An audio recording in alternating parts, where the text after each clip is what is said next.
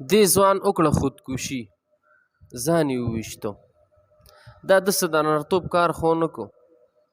ده به دا خودکشي یا د څه د وجې کړي، یا به چېرته په عشق کې پیل شوي نو ځان یې وویشتو، یا به چې دی چېرته د مور پلار ایبو ته څه د نصیحت خبره کوي، په ده به بدې لګېدلي ځان یې وویشتو. یا که وعدې کړي وي نو چېرته د ښځې سره بیا جنګ جګړه راغلي نو ځان یې وویشتو. دا د څه د نرتوب کار خو نه کو.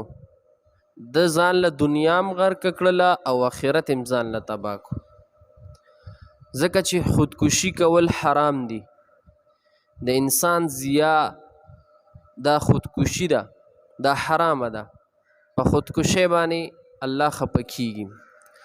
د قیامت په ورځ به دا ځوان چې دا خودکشي یې وکړله، دی به راپاسي، د ده نه به وینې تویېږي، به وینې به ترې روانې وي. الله به دې تپوس کړي چې تا په څه وجه دا ځان مړ کو، ولې دې دا ځان ووجلو، ولې دې د ځان وینه توی کړله. د ده سره به جواب نه وي. نو ځان له آخرت تباه و برباد کړلو.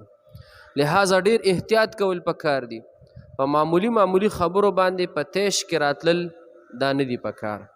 چې یا ته په کور کې د مور پلار سره داسې دې روان شوي او ځان دې وویشتلو، دا هېڅ نرتوب نه دی.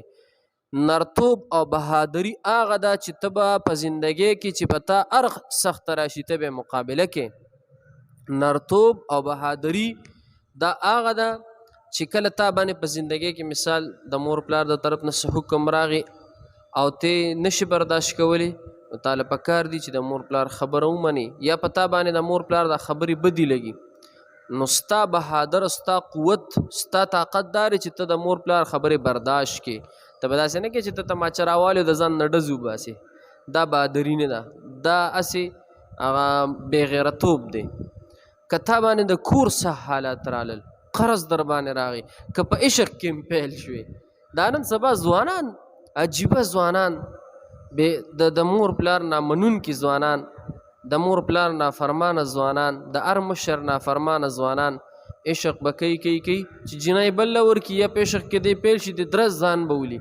دا نرتوب دی، دا نرتوب نه دی، دا بېغیرتوب دی، دا غټ دلتوب دی، دا دوستوب دی. دا خودکشي کول حرام دي. بالکل د خودکشۍ نه ځان ساتل پکار دي. نو دی ځوان چې دا څه وکړل که نه، د دې نه دې الله مونږ تاسو ټول بچو ساتي او د ځان له دنیا هم غرقه کړله او آخرت هم څه دی ځان له تباه کړلو.